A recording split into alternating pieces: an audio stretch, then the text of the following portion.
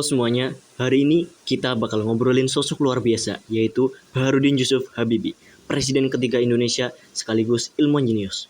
Yuk langsung aja kita bahas. Bisa ceritain sedikit latar belakang Baharudin Yusuf Habibie? Tentu. Jadi Habibie lahir di Parepare, Sulawesi Selatan pada 25 Juni 1936. Beliau juga anak keempat dari 8 bersaudara, putra Alwi Abdul Jalil Habibie dan R.A. Tuti Marini. Sejak lahir, beliau udah kelihatan jenius di bidang teknologinya. Oke, gimana perjalanan pendidikannya?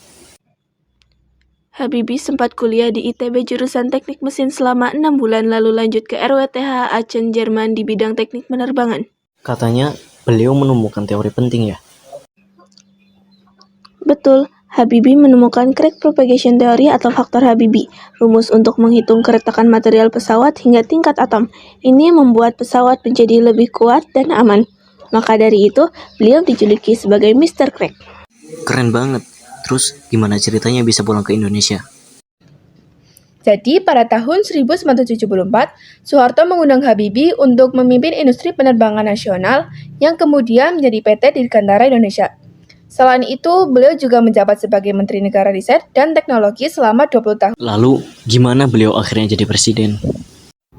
Tahun 1998, Habibie diangkat jadi wakil presiden. Tapi setelah Soeharto mundur, beliau otomatis naik jadi presiden ketiga Indonesia. Walaupun singkat, ternyata beliau bikin perubahan besar ya.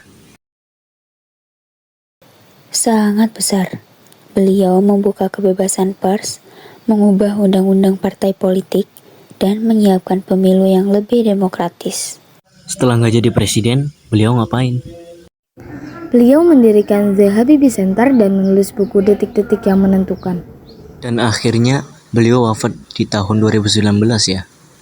Iya, 11 September 2019, beliau dimakamkan di TMP Kalibata berdampingan dengan istrinya Ainun.